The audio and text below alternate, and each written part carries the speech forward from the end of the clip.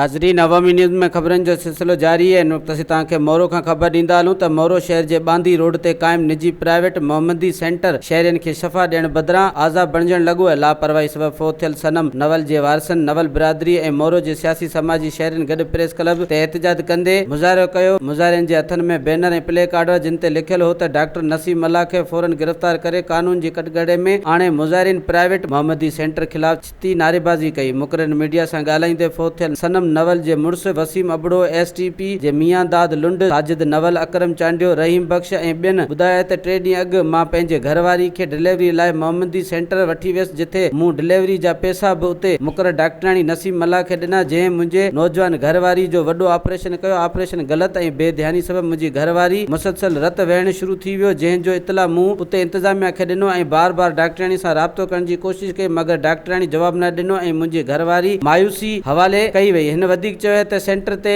Non technical माण्हू मुक़रर आहिनि, जंहिंखे सिहत मामले में का बि ॼाण न आहे, जंहिं जे करे अहिड़ा वाक़िया रोज़ पिया थियनि। केतिरियूं औरतूं फोत थी वियूं, मगर इंतज़ामिया ऐं इल्ज़ाम हेठायल डॉक्टराणी नसीम अल्लाह जी कन ते जूं नथी चुरे ऐं न ई कानून जे कटघरे में आंदी वञे थी। हिन सिंध जे वॾे वज़ीर, सिहत वारी वज़ीर ऐं सेक्रेटरी ऐं ॿिनि वसवारनि इदारनि खां मुतालबो कयो त सेंटर फौरी तौर ते बंदि करे फोत थियल औरत सनम नवल जो खून जो केस दाख़िल कयो वञे, न त ॿी सूरत में एहतजाज जारी रहंदो। वधीक ख़बरनि ऐं तफ़सील जे लाइ विज़िट कयो असांजी वेबसाइट awamiNewsHD.com ऐं ॾिसंदा रहो अवामी न्यूज़ HD।